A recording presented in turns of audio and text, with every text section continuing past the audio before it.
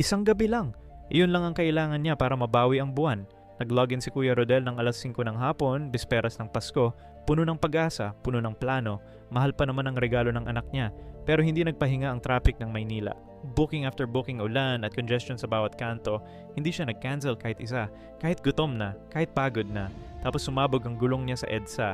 Gabi na, malakas ang ulan, pinatch niya mismo sa gilid ng daan, walang tulong, walang pasalamat ng sino man. Nang mag-logout siya ng hating gabi, kinuha niya ang calculator. Gross earnings, minus gasolinas, minus patch kit. Ang natira, hindi pa umabot sa minimum wage ng isang araw. Isang buong gabi ng pagsisikap at hindi sapat. Ganyan ang Pasko para sa maraming drivers na katulad ni Kuya Rodel. Walang bonus, walang overtime.